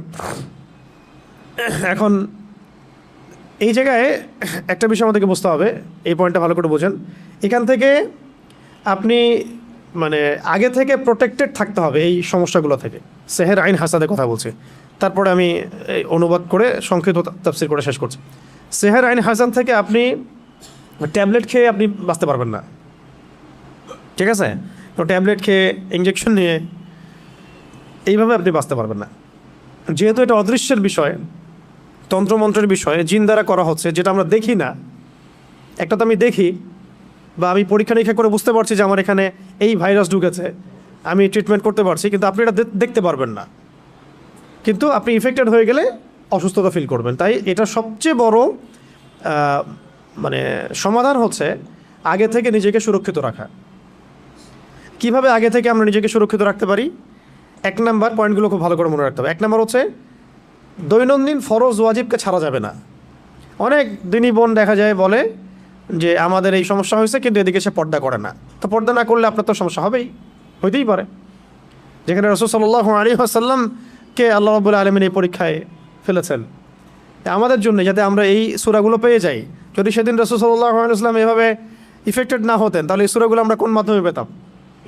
তাই না? এই সূরা থাকবে কিয়ামত পর্যন্ত, যে কিয়ামত পর্যন্ত যত মানুষের এই সমস্যা হবে, এই সূরাই হচ্ছে সলিউশন। কত বড় হিকমা আল্লাহ পাকের! আল্লাহ পাক তার প্রিয় মানুষদেরকে কষ্ট দিয়ে আমাদের কত বড় উপকার করেছেন, তাই না? আল্লাহ রাব্বুল আলামিন তার প্রিয় বান্দাদের পরীক্ষা নেন বেশি, তাই না? আর আল্লাহ পাকের সবচেয়ে প্রিয় বান্দা কে? মুহাম্মদ সাল্লাল্লাহু আলাইহি ওয়াসাল্লাম। তাকে পরীক্ষা নেওয়া হয়েছে সবচেয়ে বেশি। কেন নেওয়া হয়েছে? আমাদের জন্যে, যাতে আমরা এগুলো পাই। তিনি তো জান্নাতুল ফিরদৌসে যাচ্ছেন। আপনারা তার সম্পর্কে হাদিসগুলো পড়তে থাকেন, দেখবেন নিজেকে আপনি আসলে মেলাতে পারবেন না যে আপনি আমি কোন সমাজে বাস করতেছে। কারোর মধ্যে কি সামান্য এই চেতনাবোধটুকু কাজ করতেছে না যে সে রাসূল সাল্লাল্লাহু আলাইহি ওয়াসাল্লামের উম্মাহ? এমন একটা অবস্থা হচ্ছে, দেখেন এটা নর্মালাইজ হয়ে যাচ্ছে দিন দিন, যে রাসূলকে তো গালি দেয়ই মানুষ, নাউযুবিল্লাহি মিন যালিক। দেখছেন খেয়াল করে? আগে একটা গালি দিলে তখন সবাই একসাথে প্রতিবাদ করত। আস্তে আস্তে আস্তে ব্যাপারটাকে নর্মালাইজ করা হয়ে গেল। ঠিক যেমন রিবা, সুদ প্রথম দিকে যখন চালু হয়েছে তখন মানুষ এটাকে খুব প্রতিবাদ করেছে আর কি। আস্তে আস্তে এমন নর্মাল হলো তো পুরো ওয়াজিব হয়ে গেছে এখন, নাউযুবিল্লাহি মিন যালিক। আপনারা দেখে নিয়েন, সিমিলারলি এখন এলজিবিটি নিয়ে যত কথা হচ্ছে, এগুলো এক পর্যায়ে আল্লাহ না করুক নর্মাল হয়ে যেতে পারে। হ্যাঁ, এখন তো অনেকেই প্রতিবাদ করছেন, সমাবেশ হচ্ছে, না এটা খারাপ, এটা খারাপ। আস্তে আস্তে দেখবেন মানুষের নর্মাল করে ফেলছে। সমকামিতা নিয়ে কথা হলো না মাঝখানে, প্রথম দিকে মারাত্মক প্রতিক্রিয়া দেখা গেল। এখন দেখেন কিন্তু সমকামিতার হার বেড়ে গেছে, বহুত বেড়ে গেছে। এটা নর্মাল হয়ে যাচ্ছে আস্তে আস্তে। আমরা একটা জেনারেশন যার একটা কোর একটা মানে এনভায়রনমেন্টের মধ্যে থাকি। আপনি আপনার দিনী ভাইদের সাথে মেশেন, বোনদের সাথে মেশে। আমরা কিন্তু জানি না আসলে বাইরের ওয়ার্ল্ডে কী হচ্ছে, বাইরের ওয়ার্ল্ড যে কত বাজে অবস্থা চলে গেছে, এটা আপনি এখান থেকে একটু বেরোলে বুঝতে পারবেন। ওই ওয়ার্ল্ডগুলোর কিছু মানুষের সাথে মিশলে বুঝতে পারবেন কোন জায়গায় চলে গেছে দুনিয়া এখন। আরও আছে ব্যাপার, এই যে এখন একটা ইস্যু আসছে ওই পশ্চিমাদের মানবাধিকার, সো কল্ড, ওদের বানানো শব্দ সো কল্ড মানবাধিকার অফিস। এখন প্রতিবাদ হচ্ছে, কিছু কথা হচ্ছে, দেখবেন যদি প্রতিষ্ঠা হয়ে যায় নর্মাল হয়ে যাবে আস্তে আস্তে। এরকম মানবাধিকার ওদের ফিলিস্তিনে নাই, মানবাধিকার কমিশন সে খুলতে পারে না, হ্যাঁ, ইয়েমেনে খুলতে পারে না। যে জাতি আপনার আমার নবীকে হত্যা করার চেষ্টা করতে পারে, যে জাতি চুক্তি ভঙ্গ করে নবীর সাথে, যে জাতি এর আগে জাকারিয়া আলাইহিসসালামকে হত্যা করেছে, হ্যাঁ, যে জাতি এর আগে ইয়াহইয়া আলাইহিসসালামকে হত্যা করেছে, যে জাতি মূসা আলাইহিস সালামকে কষ্ট দিয়েছে, ঈসা ইবনে মারইয়ামকে হত্যার চেষ্টা করেছে, যে জাতি মুহাম্মদ সাল্লাল্লাহু আলাইহি ওয়াসাল্লামকে উপর থেকে পাথর ফেলে হত্যার চেষ্টা করেছে, ঠিক আছে, বনু কুরাইজা, বনু কাইনুকা, বনু নাজির চুক্তি ভঙ্গ করেছে, যে জাতি খায়বারে আমাদের সাথে লড়াই করেছে, যেই জাতি আমাদের নবীজিকে বিষপান করানোর চেষ্টা করেছে, আর যে জাতি আমাদের নবীকে সেহর পর্যন্ত করেছে, এই জাতির সাথে কি কোনো রকমের আপনি শান্তি চুক্তি করতে পারবেন না? সেই জাতি এবং তার অনুসারীরাই আজকে গাজা ব্যবস্থা করেছে। তা আমরা আমাদের শত্রু থেকে চিনতে পারছি না। শুধু সে একা না, তার সাথে যত রকমের আরবের মুনাফেক আছে এরাও আমাদের শত্রু, তার সাথে যত পশ্চিমারা আতাত করেছে এরাও আমাদের স্পষ্ট শত্রু, তার আন্ডারে যত সংগঠন আছে যারা ওদের হয়ে কাজ করে এরা প্রত্যেকে আমাদের শত্রু। এমনকি তাদের সাথে যে মুশরিকরা ঐক্যবদ্ধ হয়েছে এখন, তাদের কেউ আমাদের বাড়ির পাশেও আছে, এরাও আমাদের স্পষ্ট শত্রু। এদের সবার এজেন্ড একটাই, তারা পুরো বিশ্ব থেকে তাওহীদপন্থীদেরকে মিটিয়ে ফেলতে চায়। মুহাম্মদ সাল্লাল্লাহু আলাইহি ওয়াসাল্লামের সঠিক এবং দৃঢ় অনুসারীদেরকে তারা ধ্বংস করতে চায়, ইমানদারদেরকে তারা হত্যা করতে চায়। এটা হচ্ছে তাদের মূল মিশন, এবং এগুলোর মধ্য দিয়ে তারা বিশ্বকে শাসন করতে চায়। তবে তাদের এই স্বপ্নটা কখনোই বাস্তবায়িত হবে না ইনশাআল্লাহ। কারণ ঠিক এই মুহররম মাসের আশুরায় এটার দলিল আছে মজুদ। ঠিক যেভাবে আল্লাহ রাব্বুল আলামিন ফেরাউনের বাসায় মূসাকে বড় করেছেন আলাইহিস সালাম, দেখবেন আল্লাহ রাব্বুল আলামিন ওইভাবেই এই শাম অঞ্চলের মধ্যে ইমাম ঢুকাই দিবেন, ওদের ঘরের মধ্যেই ইনশাআল্লাহ। ফেরাউনের ঘরে যেভাবে কে মানুষ হয়েছে মূসা আলাইহিস সালাম, এইভাবে আল্লাহ রাব্বুল আলামিন এই বাইতুল মুকাদ্দাসের মধ্যে ইমামকে ঢুকাই দিবেন, ওরা বুঝতেও পারবে না ইনশাআল্লাহ। এটা বাস্তব, দেখেন এরকমই হবে ইনশাআল্লাহ। আর যেভাবে আল্লাহ রাব্বুল আলামিন একটা জায়গায় একত্রিত করে ফেরাউন এবং তার অনুসারীদেরকে ডুবিয়ে মেরেছেন, ঠিক একইভাবে আল্লাহ রাব্বুল আলামিন এই জামানার যত ফেরাউন আছে, এই জামানার এই যুগের যত ফেরাউন, এই যুগের যত জালেম এবং এই জালেমদের সহযোগী সবাইকে আল্লাহ পাক এই হোলি ল্যান্ডে একত্রিত করছেন যাতে একসাথে এদেরকে ধ্বংস করা যায়। এটা ইতিহাস লিখিত হয়ে গেছে। এটা আমি এই জন্য বললাম যাতে মুসলিমরা আমরা যেন কখনো হীনমন্যতা না ভোগেন যে কী হচ্ছে গাজায়, কী হচ্ছে ফিলিস্তিনে, কী হচ্ছে ইরাকে, সিরিয়ায়, আমরা মনে হয় দুর্বল। এগুলো হচ্ছে আল্লাহ রাব্বুল আলামিনের মাস্টার প্ল্যান। সাফল্য দুইভাবে আসে, এক হচ্ছে শাহাদাতের মাধ্যমে, এক হচ্ছে গাজী হওয়ার মাধ্যমে। যে ভাইরা শাহাদাত পাচ্ছেন তারা শাহাদাত বরণ করার মধ্য দিয়ে সফল হচ্ছেন, আর যে ভাইরা গাজী হবেন তারা জয়লাভ করে সফল হবেন। দুটোই সফলতার রাস্তা আমাদের জন্য। আমাদের সামনে লস বলে কোনো প্রজেক্ট নাই, আমাদের সামনে কি নাই, লস বা ক্ষতি বলে কোনো প্রজেক্ট নাই। তো এই ছিল ওদের চরিত্র। এই কারণে আমি এতগুলো কথা এই কারণে বললাম যে ওদের ব্যাপারে যেন সচেতন থাকি আমরা। ওদের এজেন্ডা, ওদের রাজনৈতিক ভিশন, ওদের অর্থনৈতিক এই ফাঁকফোকরগুলো, সামাজিক ওদের যে ফিতনাগুলা, ওদের ইন্টারনেটের ফিতনাগুলা, মিডিয়ার ফিতনা, ওদের প্রযুক্তিগত ফিতনা, এবং ওদের যে বৈশ্বিক একটা জায়নিস্ট ট্র্যাপ আছে, এগুলো সম্পর্কে যেন আমরা সচেতন থাকি, কোনো অবস্থায় যেন এগুলোতে পা না দেই। কারণ তারা আমাদের নবীকে পর্যন্ত ছাড়ে নাই, এটা মনে রাখবেন। যে আপনার নবীকে ছাড়ে না সে আপনাকে ছাড়বে কীভাবে? যে আপনার নবীকে ছাড়ে নাই সে আপনাকে ছাড়বে? আল্লাহ রাব্বুল আলামিন তখন নাজিল করলেন সূরা ফালাক এবং নাস। আল্লাহ পাক, আমি এখন অনুবাদ করে দিচ্ছি, আপনারা যেন এটা অনুবাদ জানা থাকলে নামাজে আপনি পড়ার সময় মনোযোগটা বেশি পাবেন। আল্লাহ পাক প্রথমে বলছেন কুল, হে নবী আপনি বলুন। মুখস্থ আছে না সবার? আল্লাহ পাক বলছেন কুল, হে নবী আপনি পড়ুন। কি পড়ুন? আপনি পড়ুন আউযু বিরাব্বিল ফালাক, আউযু বিরাব্বিল ফালাক। আউযু মানে আমি আশ্রয় প্রার্থনা করছি। কুল মানে বলুন, আউযু মানে আমি আশ্রয় প্রার্থনা করছি। বিরব্বি মানে রবের নিকটে, বিরব্বি মানে রবের নিকটে। আল ফালাক মানে হচ্ছে সকাল, আল ফালাক মানে সকাল। একটা আগে ওয়ার্ড বাই ওয়ার্ড শিখেন। কুল মানে বলুন, কুল মানে আউযু মানে আমি আশ্রয় প্রার্থনা করছি, এক বচন। আউযু মানে আমি আশ্রয় প্রার্থনা করছি, আর নাউযু মানে আমরা আশ্রয় প্রার্থনা করছি। বিরব্বি রবের নিকটে, আল ফালাক মানে সকাল। আপনি বলুন হে নবী, আমি সকালের রবের নিকটে আশ্রয় প্রার্থনা করছি। সকালের রব কেন বলা হচ্ছে? সমস্ত অন্ধকার দূর করে দেয় কি? সকাল। ঠিক তেমনি সমস্ত বিপদ আপদ বলা মুসিবতের সমস্ত অন্ধকার কে দূর করবেন? আল্লাহ পাক বলছেন এখানে রব্বিল ফালাক, সকালের রব, প্রভাতের রব। তো ইনশাআল্লাহ এই উম্মারও প্রভাত সামনে আসবে ইনশাআল্লাহ। এই সমস্ত অন্ধকার কেটে যাবে কার হুকুমে? রব্বিল ফালাক। এই জন্য আমরা বলবো কুল আউযু বিরব্বিল ফালাক, আমি সকালের রবের কাছে আশ্রয় প্রার্থনা করছি, প্রভাতের রবের নিকটে আশ্রয় প্রার্থনা করছি। কি থেকে? মিন শাররি মা খালাক। মিন মানে হতে বা থেকে, শার মানে হলো ক্ষতি, শার মানে ক্ষতি, মা মানে যা কিছু, মা মানে যত কিছু, আর খালাকা মানে তিনি সৃষ্টি করেছেন, খালাকা মানে তিনি সৃষ্টি করেছেন। তাহলে তিনি যত কিছু সৃষ্টি করেছেন সমস্ত সৃষ্টির ক্ষতি থেকে আমি আল্লাহর কাছে আশ্রয় প্রার্থনা করছি। মানে আল্লাহ মানে সকালের রবের কাছে আশ্রয় প্রার্থনা করছি। এই একটা সেন্টেন্সের মধ্যে সব পড়ে গেছে। আপনার সেহের, আপনার আইন, আপনার হাসাদ, হ্যাঁ, যত রকমের রোগ ব্যাধি, বিপদ আপদ, বালা মুসিবত সব পড়ে গেছে। এই জন্য একটা হাদিসে আসছে, কেউ যদি কোনো স্থানে অবতরণ করে, ধরেন আপনি এখানে বসে আছেন বা বাসায় গেলেন বা যে কোনো জায়গায় গেলেন এবং নেমেই বললেন বা ওখানে থাকতে থাকতে বললেন যে আউযু বিকালিমাতিল্লাহি তাম্মাতি মিন শাররি মা খালাক। আউযু মানে আমি আশ্রয় প্রার্থনা করছি, বিকালিমাতিল্লাহি তাম্মাতি মানে আল্লাহ পাকের সমস্ত পরিপূর্ণ কালিমাগুলোর মাধ্যমে। আল্লাহ পাকের যত পরিপূর্ণ কালিমাগুলো আছে, বাক্যগুলো আছে, এগুলোর সংখ্যা কত হবে আমরা তো জানি না, ইনফিনিটিভ। কত কালিমা আল্লাহ পাকের আছে, আছে না? আমরা তো জানিও না, জানি অল্প কিছু। এই সমস্ত কালিমাগুলোর মাধ্যমে আমি আল্লাহর কাছে আশ্রয় প্রার্থনা করছি মিন শাররি মা খালাক, তিনি যা কিছু সৃষ্টি করেছেন সব কিছুর ক্ষতি থেকে। মানুষের ক্ষতি, জিনের ক্ষতি, ঠিক আছে, তারপরে জালেম বাদশার ক্ষতি, ঠিক আছে, রাতের অন্ধকারের ক্ষতি, জাদুর ক্ষতি, সেহের, আইন, হাসাদের ক্ষতি, জটিল রোগ ব্যাধির ক্ষতি, মহামারীর ক্ষতি, কত ক্ষতি হিসেব করা যাবে, শেষ করা যাবে? যত রকম ক্ষতি আছে সমস্ত ক্ষতি থেকে আমি আল্লাহর কাছে আশ্রয় প্রার্থনা করছি।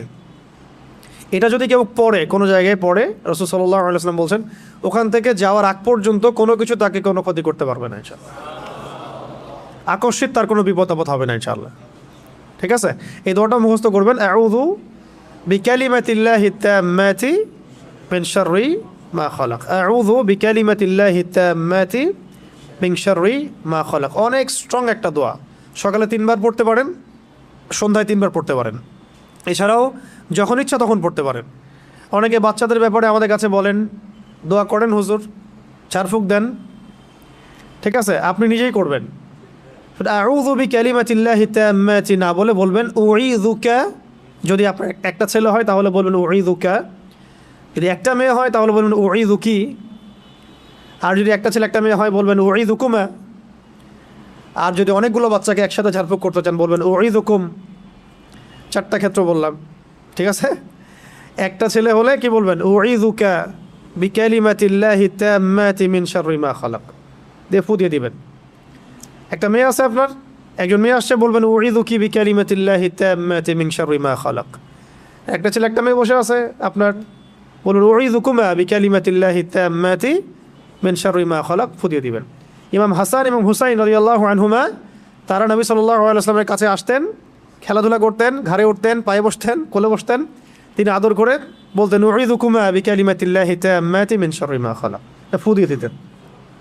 এগুলো মাসনুন তরিকা। এগুলো করলে বাচ্চা দেখবেন যে ভালো আছে, সুস্থ আছে, ভালো আছে, নিরাপদে আছে, আল্লাহ পাক ফেরেশতা দিয়ে হেফাজত করাবেন ইনশাআল্লাহ।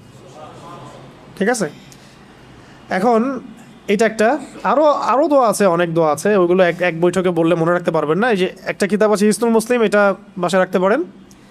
আর একটা আছে হিসনে হাসিন, হিসনে হাসিন, এটাও সুন্দর, মাশাআল্লাহ, চমৎকার, এটা রাখতে পারেন। এগুলোর মধ্য দিয়ে এগুলো শিখতে পারবেন ইনশাআল্লাহ। তো আমরা শিখলাম যে কুল আউযু বিরাব্বিল ফালাক মানে বলুন হে নবী, আমি আশ্রয় প্রার্থনা করছি প্রভাতের রবের কাছে, মিন শাররি মা খালাক, সমস্ত তিনি যা কিছু সৃষ্টি করেছেন তার সমস্ত কিছুর ক্ষতি থেকে, তিনি যা সৃষ্টি করেছেন তার সমস্ত কিছুর ক্ষতি থেকে আমি আশ্রয় প্রার্থনা করছি। আচ্ছা, তারপরে আল্লাহ পাক বলছেন ওয়া মিন শাররি গাসিকিন ইযা ওয়াকাব, মুখস্থ আছে তো নাকি? ওয়া মিন শাররি গাসিকিন ইযা ওয়াকাব, ওয়া মানে এবং, ওয়া মানে এবং, মিন মানে হতে বা থেকে, শার মানে কি? ক্ষতি, শার মানে ক্ষতি। একজন ভলান্টিয়ারকে ডাকুন। শার মানে ক্ষতি। আবার বলছি, কোথায় ছিলাম? ওয়া মিন শাররি গাসিকিন ইযা ওয়াকাব, ওয়া মানে এবং, ওয়া মানে এবং, মিন মানে হতে বা থেকে, শার মানে ক্ষতি। ওয়া মিন শাররি মানে ক্ষতি থেকে, গাসিক, গাসিক মানে হচ্ছে রাত, গাসিক মানে রাত, এই যে অন্ধকার রাত, এটাকে বলা হয় কি? গাসিক। ইদা মানে যখন, ইদা মানে যখন, আর ওয়াকাবা মানে তা গভীর হয়, তা ঘনীভূত হয় বা গভীর হয়, মানে রাতের অনিষ্ট বা ক্ষতি থেকে যখন তা গভীর হয়। তাহলে প্রথমে আশ্রয় চাওয়া হলো সমস্ত সৃষ্টি থেকে, তারপরে আশ্রয় চাওয়া হচ্ছে স্পেশালি সমস্ত সৃষ্টির মধ্যে স্পেশালি রাতের ক্ষতি থেকে যখন সেটা গভীর হয়। তার মানে বুঝতে পারলাম যে রাতের মধ্যে অনেক ক্ষতি আছে। রাতের মধ্যে কি আছে? এমন অনেক ক্ষতি আছে যেগুলো আমরা দেখি না। একটা হাদিসে নবীজি বলেছেন সাল্লাল্লাহু আলাইহি ওয়াসাল্লাম যে রাতের বেলা এমন অনেক মাখলুক ঘোরাফেরা করে যেগুলোকে তোমরা দেখতে পারো। একটা হাদিসে আসছে তোমরা সন্তানদেরকে সন্ধ্যাবেলা ছেড়ে দিও না, যখন যদি ছাড়তেই হয় তাহলে সন্ধ্যা যখন হয়ে যাবে একবারে পরিপূর্ণরূপে তারপরে ছেড়ো। কেন বলা হচ্ছে এগুলো? আবার বলা হচ্ছে গভীর রাতে তোমরা এই একাকী এদিক ওদিকে যে আমরা যে ভবঘুরে হয়ে ঘোরাফেরা করি এগুলো করতে নিষেধ করা হচ্ছে হাদিসে। কারণ কি? কারণ রাতের বেলা এমন অনেক মাখলুক ঘোরাফেরা করে যেগুলোকে আমরা দেখতে পারি না। আমাদের দৃষ্টির সীমা তো খুব ছোট। সকালবেলা মোরগ ডাকে, খেয়াল করেছেন? কেন ডাকে জানেন? সে ফেরেশতা দেখতে পারে। একটা মোরগ একটা একজন ফেরেশতাকে, মালাককে দেখতে পারেন, সম্মানিত ফেরেশতাকে দেখতে পারেন, আমরা দেখতে পারি না। ওই জন্য তখন পড়তে হয় আল্লাহুম্মা ইন্নী আসআলুকা মিন ফাদলিকা, আল্লাহুম্মা ইন্নী আসআলুকা মিন ফাদলিকা। আবার দেখো রাতের বেলা কুকুর চিল্লাচিল্লি করে বেশি। রাতের বেলা কি করে? কুকুর চিল্লাচিল্লি করে বেশি। রাত কুকুরের ডাক শুনলে আমাদেরকে পড়তে হবে আউযু বিল্লাহি মিনাশ শাইতানির রাজিম। কারণ কুকুর দেখতে পারে জিন শয়তান। কুকুরের দৃষ্টি আমাদের দৃষ্টির চেয়ে এখানে প্রখর, সে দেখতে পারে জিন শয়তান, আমরা দেখতে পারি না। একটা মোরগ দেখতে পারে ফেরেশতাকে, আমরা দেখতে পারি না। তা আমাদের দৃষ্টি খুবই দুর্বল। আমরা আবার এই দৃষ্টি নিয়ে ফেরাউন বলেছিল যে আল্লাহকে দেখতে চাই, নাউযুবিল্লাহি মিন যালিক, তাই না? আস্তাগফিরুল্লাহ। তো এখন কথা হচ্ছে যে রাতের মধ্যে ক্ষতি আছে। এই জন্য রাতের বেলা, এখন তো রাত দিন হয়ে গেছে, দিন রাত হয়ে গেছে, এই কারণে রাতের বেলা যারা দুনিয়াবি কারণে বা ফাহেসা কাজে ব্যস্ত থাকেন, একটা তো দিনই এলেম চর্চা করা, রাত জেগে ইবাদত করা, সেটা তো আলাদা বিষয়, সেটা অনেক বেশি ফজিলতেরও। রাত জেগে ইলম চর্চা করা ফজিলতের, একটু ঘুমাবে, একটু ইলম চর্চা করবে, একটু নামাজ পড়বে, এটা তো অনেক ভালো, এটা দরবেশওয়ালা কাজ। কিন্তু অনেকে দেখা যায় টিভি দেখে, মুভি দেখে, গান শুনে, হ্যাঁ কনসার্ট করে, এখানে ওখানে বন্ধুদের সাথে আড্ডা মেরে, বাইক চালায়, রাতের বেলা এদিক ওদিকে ঘুরে বেড়ায়, হ্যাং আউট করে, এভাবে সময় নষ্ট করে রাতে। তাদের ক্ষেত্রে এই সেহের আইন হাসাদ হয়ে যায়, এর সম্ভাবনা একদম 90%। তারা জিন্দার আক্রান্ত হয়ে যেতে পারে, সেহের হয়ে যেতে পারে, আইন হয়ে যেতে পারে, হাসাদ হয়ে যেতে পারে, আরও অনেক বড় বড় সমস্যা হয়ে যেতে পারে। রাতের এই ক্ষতি থেকে আমাদেরকে বাঁচার জন্যে অবশ্যই কী করতে হবে? এই সূরা ফালাক, নাস, ইখলাস এগুলো অবশ্যই চর্চা করতে হবে। এবং রাতের বেলা এভাবে বাইরে ঘোরাফেরা করা যাবে না। যদি দিনই কোনো বিষয় হয় সেটা আলাদা বিষয়। দুনিয়াবি কোনো আজে বাজে বিষয়, দুনিয়াবি আজে বাজে কোনো বিষয়ে রাত্রি জাগরণ করাটা ঠিক হবে না। আল্লাহ পাক আমাদেরকে বোঝার তৌফিক দান করে। তো রাতের বেলা অনেক ক্ষতি আছে, এই ক্ষতিগুলো থেকে আল্লাহ পাক আমাদেরকে হেফাজত করেন, আমিন। 4 নম্বর আয়াতে আল্লাহ পাক বলেছেন ওয়ামিন, এটা ভালো করে বোঝার, ওয়ামিন শাররিন নাফাসাতি ফিল উকাদ, ওয়ামিন শাররিন, এটা আয়াতটা ভালো করে পড়বেন, ওয়ামিন শাররিন নাফাসাতি ফিল উকাদ। অনেকে নাফাসাত পড়ে ফেলেন, সিন নাই এখানে, সা আছে। ওয়ামিন শাররিন নাফাসাতি ফিল উকাদ, ওয়া মানে এবং, মিন মানে হতে বা থেকে, আর শার মানে তো ক্ষতি। নাফাসাত শব্দটা হচ্ছে স্ত্রীবাচকের বহুবচন। স্ত্রীবাচক শব্দের বহু বচন, এটা দ্বারা বোঝানো হচ্ছে যে জাদু করিনি মহিলা, জাদু করিনি নারীদের কথা বলা হচ্ছে, জাদু করিনি নারীদের কথা বলা হচ্ছে। এটা কিন্তু প্রমাণিত যে এই বিষয়গুলোতে নারীরা বেশি অগ্রগামী হয়। খুব সতর্ক, নারীদের ফিতনা কিন্তু মারাত্মক। ইন্না কাইদাকুন্না আযীম, আল্লাহ পাক বলেছেন তোমাদের ষড়যন্ত্র কিন্তু মহান, মহান মানে বিশাল, মারাত্মক। তো এখনও গ্রামে গঞ্জে বিভিন্ন জায়গায় আপনি দেখবেন যে নারীরা এগুলোর সাথে বেশি সম্পৃক্ত হয়ে যাচ্ছে, জাদু চর্চা করছে ইত্যাদি ইত্যাদি। তা আগে থেকে এটা ছিল। আল্লাহ পাক এখানে মুয়ান্নাস শব্দ প্রয়োগ করেছেন যে গ্রন্থিতে, ওকদ, ওকদ মানে হচ্ছে গ্রন্থি, গিট, রশি বা দড়ির গিট। তাহলে আয়াতের অর্থ হচ্ছে যে গ্রন্থিতে ফুৎকার দানকারী, মানে ফু দেয়, যে ফু দেওয়া, গ্রন্থিতে মানে গিটে ফুৎকার দানকারিনী নারীদের অনিষ্ট থেকে বোঝানো হচ্ছে এমন জাদু করেনি মহিলাদেরকে যারা গিটের মধ্যে ফু দিয়ে দিয়ে জাদু করে। বুঝতে পারছি? এমন নারীদের অনিষ্ট থেকে আল্লাহ পাক আমাদেরকে আশ্রয় চাইতে বলছেন যারা গিটের মধ্যে ফু দিয়ে দিয়ে দিয়ে জাদু করে। ঠিক নবী সাল্লাল্লাহু আলাইহি ওয়াসাল্লামের ক্ষেত্রে কী হয়েছিল? এই 11টা গিট দেওয়া হয়েছিল, চুলে 11টা গিট দেওয়া হয়েছিল। এই চুলের কথা বলতে গিয়ে একটা কথা মাথায় আসছিল, তখন ভুলে গেছিলাম। এই যেখানে সেখানে সেলুনে যে চুল কাটি আমরা, এইগুলোতে একটু ঝুঁকি আছে। মানে চুলগুলো কখন কোথায় কি হচ্ছে, আপনার কোন দুশ্মন আপনার চুল নিয়ে চলে যাবে আপনি তো টের পাচ্ছেন না। ব্যাপারটা বুঝতে পারছেন? তো এর বড় বড় ওলামা একরাম যারা আমি আগে দেখেছি, শুনেছি যে তারা কিন্তু বাসায় চুল কাটতেন এবং চুল মাটিতে পুঁতে ফেলতেন, কাউকে দিতেন না, দেখতে দিতেন না। কে জানে আবার শত্রুতা করে কেউ যদি চুল নিয়ে চলে যায়, আপনার শত্রু টানেভাবে থাকতে পারে, আপনি তো বুঝতে পারবেন না। তো যাই হোক, এত বেশি আবার ভয়ের কিছু নাই, কিন্তু ব্যাপারটা কনসিয়াসনেস থাকা দরকার যে চুল মেয়েরাও যেখানে সেখানে ফেলে দিচ্ছে। জাদুর চুল দিয়ে করা যায় আর কি, করেও সাধারণত। চুল দিয়ে করলে মাথায় ইফেক্ট হবে। আবার অনেক সময় দেখা যায়, আমরা দেখেছি যে মেয়েরা চুল বিক্রি করতেছে, গ্রাম অঞ্চলে দেখবেন খেয়াল করে, চুলগুলো কালেক্ট করে বিক্রি করে তারা, আবার পরচুলা বানায় সেগুলো দিয়ে। মারাত্মক, এগুলো ডেঞ্জারাস কাজ আর কি, যে কোনো সময় ক্ষতিগ্রস্ত হয়ে যেতে পারে। তো এখানে বোঝানো হচ্ছে যে এই গ্রন্থিতে ফুৎকার দানকারিনী মহিলাদের অনিষ্ট থেকে আমি আশ্রয় প্রার্থনা করছি। ঠিক আছে? আর শেষের আয়াতে বলা হচ্ছে ওয়ামিং শাররি হাসিদিন ইদা হাসাদ। ওয়া মানে এবং, মিন মানে হতে, আগে জানলেন। শার মানে কি? ক্ষতি। হাসিদ মানে হিংসুক। হাসিদ মানে হিংসুক, মানে যে হিংসা করে। ইসমে ফাইল এটা, যে হিংসা করে। ইদা মানে যখন, হাসাদা মানে সে হিংসা করে। মানে হিংসুকের অনিষ্ট থেকে যখন সে হিংসা করে, হিংসুকের অনিষ্ট থেকে যখন সে হিংসা করে। হিংসা ঈর্ষা কিন্তু এক না। যেমন একজনের মাশাআল্লাহ সম্পত্তি আছে, আপনি আকাঙ্ক্ষা করছেন যে আমারও যদি হতো, আমিও আল্লাহর পথে দান করতাম। এটা ঈর্ষা করা, এটা বৈধ জায়েজ। কিন্তু আপনি এভাবে যদি চিন্তা করেন যে ওর সম্পদ ধ্বংস হয়ে যাক, ওর এই মানে অবস্থান ধ্বংস হয়ে যাক, আল্লাহ পাক তাকে বড় করতেছেন কেন, তার গা জ্বলতেছে, সে কীভাবে বড় হয়ে গেল, গা জ্বলতেছে, এগুলো হচ্ছে হিংসা। এটা তো নিজে বোঝাই যায়, নিজের বিবেকই বলে দেয় যে সে হিংসা করছে কিনা। হিংসা করার সাথে সাথে নূর নষ্ট হয়ে যায়। হিংসার আগুন বলে না, হিংসার অনল বলে না কথা একটা, ঈর্ষার অনল, হিংসার অনল। আসলে ব্যাপারটা অনলই, আগুনই। হাদিসের মধ্যে এসেছে যদি কোনো ব্যক্তি হিংসা করে, একজন ব্যক্তি কাউকে হিংসা করে, তাহলে তার নেক আমলগুলো ধ্বংস হয়ে যায়, ঠিক যেইভাবে আগুন কাঠকে খেয়ে ফেলে। আগুন যেভাবে কাঠকে খেয়ে ফেলে, এইভাবে হিংসা নেক আমলকে খেয়ে ফেলে। তাই যখন কেউ হিংসা যদি কেউ করে ফেলি, আল্লাহ না করুক, আমাদেরকে আল্লাহ পাক এখান থেকে হেফাজত করেন, যদি কেউ করে ফেলে আপনি নিজেই বুঝতে পারবেন যে আপনার ভিতরটা জ্বলতেছে। এটা কিসের আগুনে জ্বলতেছে? হিংসার আগুনে জ্বলতেছে। এবং এই জ্বলা থেকে দাড়ি টুপিওয়ালা মানুষরাও বাদ দেয়। ঠিক আছে? কোনো কোনো ক্ষেত্রে অগ্রগামীও হইতে পারে, বেশি জ্বলে। অনেকের বেশি জ্বলে না, বেশি জ্বলে।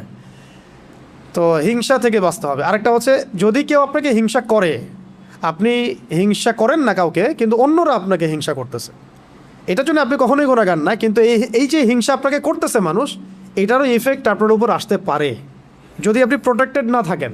কারণ এটা একটা আগুন, যে জ্বলবে তাকেও তো জ্বালাবেই, আশেপাশে দাঁড়ায় থাকলে সেও জ্বলবে, আর তার উপরে আগুনের তাপ গিয়ে পড়বে। অতএব ওই আগুনের তাপ থেকে বাঁচার জন্য ঢাল লাগবে। কি লাগবে?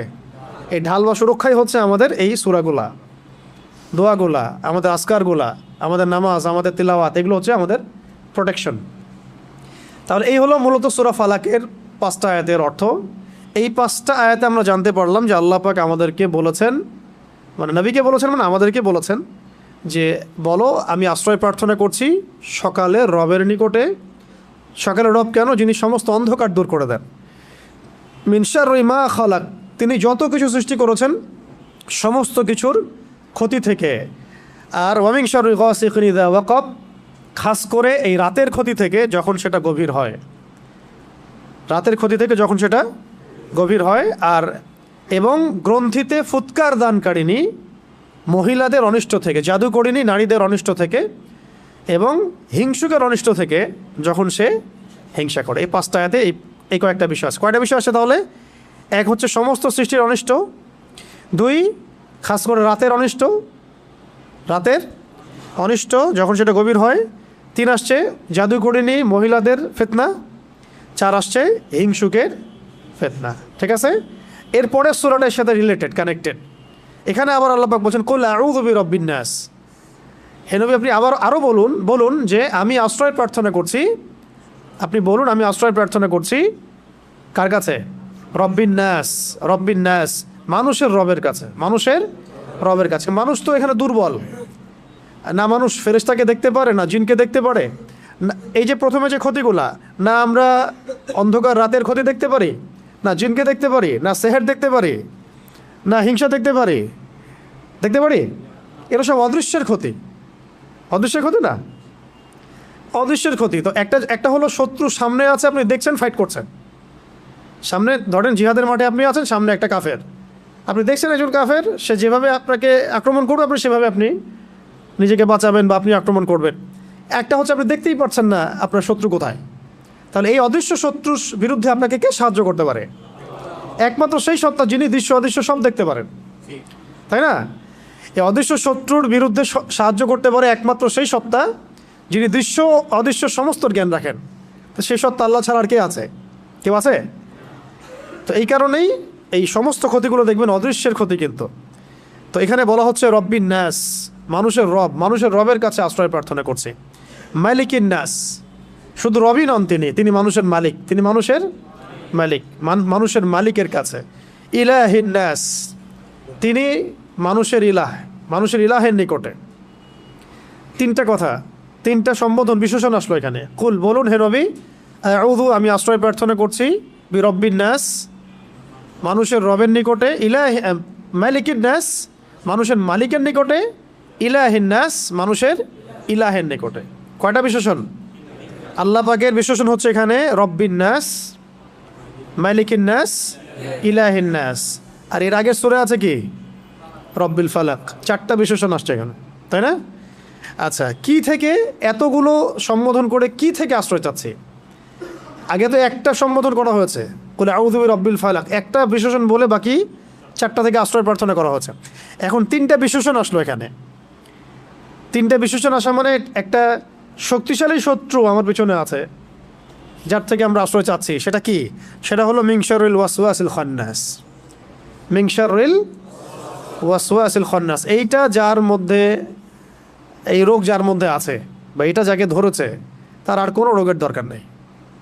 এই ক্ষতি যাকে গ্রাস করেছে বা করছে, আল্লাহ না করুক, আল্লাহ হেফাজত করেন, তার আর কোনো রোগের দরকার নেই, কোনো সমস্যার দরকার নেই। এই সমস্যাই কাফি তার জীবন ধ্বংস করার জন্য। নাউযুবিল্লাহ। সেটা কি?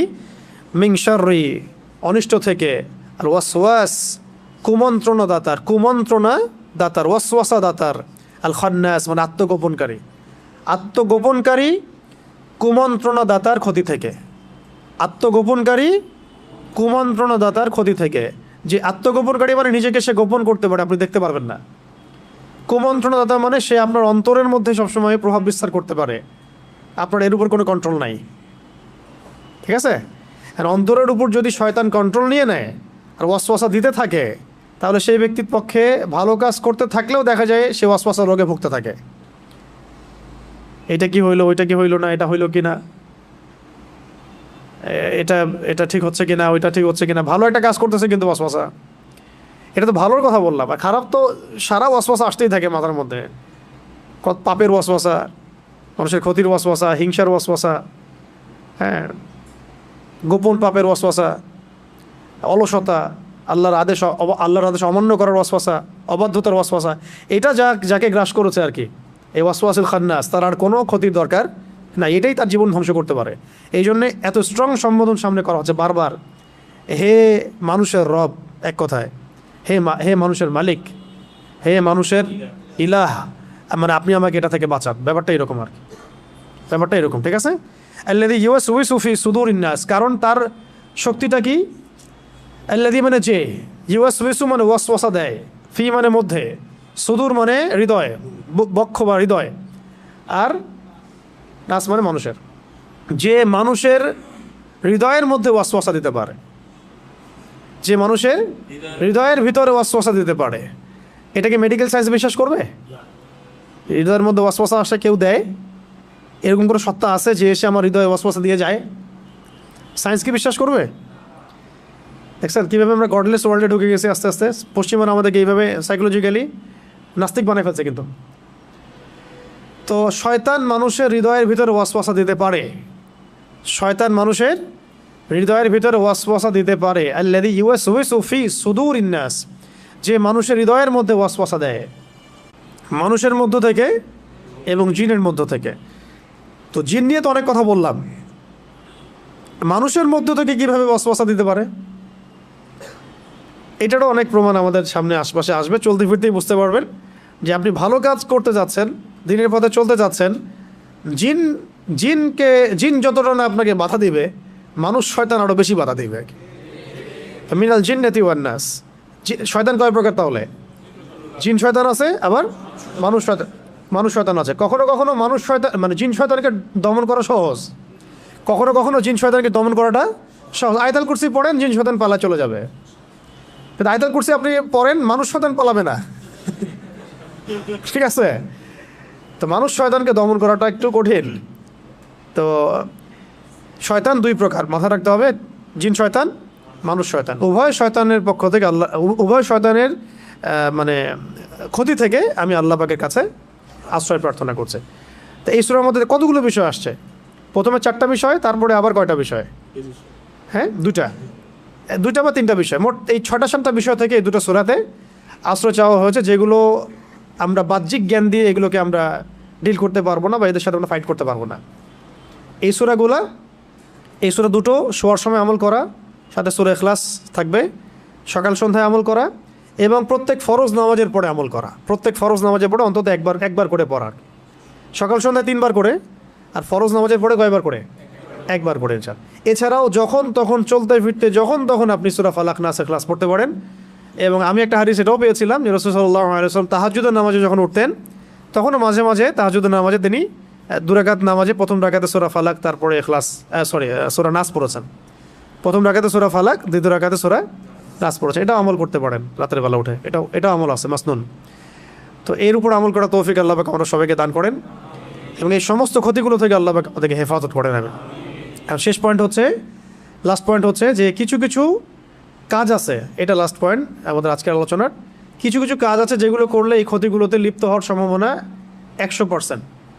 কিছু কাজ আছে যেগুলো করলে এগুলোতে লিপ্ত হওয়ার সম্ভাবনা, ইফেক্টেড হওয়ার সম্ভাবনা প্রায় 100%। জানা দরকার আছে না? আর কিছু কাজ আছে যেগুলো করলে ইনশাআল্লাহ এগুলো থেকে বেঁচে থাকা সহজ হবে। মানে সহজ হবে বলতে ইনশাআল্লাহ আপনি বাঁচবেনই, ইনশাআল্লাহ। আগে বলি, ওই কয়েকটা কাজ বলি যেগুলো করলে এগুলোতে লিপ্ত হওয়ার সম্ভাবনা একদম 100% ধরেন, ঠিক আছে? নোট করেন। এগুলো আমি শুধু মানে কিতাব থেকে বলতেছি এমন না, অনেক অভিজ্ঞতাও আছে সাথে, আবার অনেক পেশেন্ট বা অনেক ইফেক্টেড মানুষের হিস্ট্রিও একসাথে করে আমি কথাটা বলছি। 1 নম্বর হচ্ছে আল্লাহ পাকের ফরজ ওয়াজিব না মানলে, আল্লাহ পাকের ফরজ ওয়াজিব না মানলে এগুলোতে লিপ্ত হওয়ার সম্ভাবনা, ইফেক্টেড হওয়ার সম্ভাবনা 100% ধরে রাখেন। যখন তখন লিপ্ত হতে পারেন, আল্লাহ না করুন। সেকেন্ড হচ্ছে মিউজিক চর্চা করলে, মিউজিক চর্চা বলতে শুনলেও, এই যে মিউজিশিয়ানদেরকে দেখেন স্টেজে উঠে এরকম বান্দরের মতো লাফ দেয়, এই সবার সাথে জিন আছে। আপনি যদি আমাকে বলেন যে ভাই প্রমাণ করে দেখেন, আমি দেখাতে পারবো না, কিন্তু আমি বিশ্বাস করি আছে, ঠিক আছে? এটা স্বাভাবিক সাধারণ মানুষের পক্ষে করা সম্ভব না। এমনকি এই যে ইন্ডাস্ট্রি, এই ইন্ডাস্ট্রির মধ্যেও এদের প্রভাব আছে। কোনো সুস্থ স্বাভাবিক মানুষ এরকম বিকৃত যৌনাচার করতে পারে না। কথা বুঝতে পারছেন? এমনকি আমার তো সন্দেহ হয় যে এখন এই যে LGBTQ এই যেগুলো আসতেছে, এরাও যে জিনদের উপাসনা করে কিনা আল্লাহ ভালো জানেন। তো যাই হোক, এই অশ্লীলতা মানে এক নম্বরটা বলছি কি, আল্লাহ পাকের সমস্ত মানে ফরজ ওয়াজিব না মানলে এটা ইফেক্টেড হওয়াটা 100% লিখে রাখেন। 2 নম্বর খাস করে মিউজিক, 3 নম্বর বলছিলাম যে খাস করে অশ্লীলতা, বেহায়াপনা। তো প্রথমটা কি বলছি ভাই, আমাদের পয়েন্টটা কি, যে কাজগুলো করলে পরে সেহের আইন, হাসাদ বা এই ধরনের সমস্ত ক্ষতিতে লিপ্ত হয়ে যাওয়া মানে ইফেক্টেড হয়ে যাওয়ার সম্ভাবনা আছে, সেগুলোর 1 নম্বর তালিকায় 1 নম্বর কি, আল্লাহ পাকের ফরজ ওয়াজিব যদি না মানে তাহলে এগুলোতে ইফেক্টেড হতে পারে, 100% সম্ভাবনা আছে। 2 নম্বর খাস করে আমি বলেছি কার কথা, কোন মিউজিকের কথা। মিউজিকের যারা লিপ্ত হয় বা মিউজিকের সাথে থাকে বা মিউজিক্যাল ইনস্ট্রুমেন্ট প্লে করে অথবা গান শোনে নিয়মিত, এদের মধ্যেও এগুলো প্রভাব বিস্তার করে। 3 নম্বর হচ্ছে অশ্লীলতা, বেহায়াপনা। যারা অশ্লীলতা বা বেহায়াপনায় লিপ্ত থাকে তারা এগুলোতে ইফেক্টেড হয়। 4 নম্বর হচ্ছে উদাসীন থাকা, অলস উদাসীন থাকা। দেখবেন আপনি কিছু ভবঘুরে মানুষ আছে উদাসীন, রাত জেগে ঘুরে বেড়াচ্ছে, এমনি এখানে ওখানে ঘোরাফেরা করতেছে, কোনো জীবনের কোনো ভিশন নাই, মিশন নাই, উদাসীন ভবঘুরে টাইপের। জিন ধরে এদেরকে, সম্ভাবনা আছে। 5 নম্বর হচ্ছে পেশাব থেকে পবিত্র না হওয়া। পেশাব পায়খানার যে বিষয়গুলো আছে, ইস্তেঞ্জা আমরা যে করি, টয়লেট ওয়াশরুম, এগুলো থেকে পরিপূর্ণরূপে পবিত্র না হওয়া, এটা মারাত্মক। এটা তো 1 নম্বরে মানে 2 নম্বর রাখা দরকার ছিল মনে হয়। আমি তো আসলে সিরিয়াল করে নিয়ে আসি না, আমি জাস্ট বলতেছি, আপনারা নোট করেন। যদি কেউ অপবিত্র থাকে পেশাব থেকে, পেশাবের ছিটাফোটা থেকে, নাপাক থাকে, এক কথায় নাপাক থাকে, এটা সম্ভাবনা আছে তার এগুলো ইফেক্টেড হওয়ার। ঠিক আছে, কটা বলছি? 5টা। একটা লিখেন যে মাদকদ্রব্য সেবন করে। মাদকদ্রব্য সেবন যারা করে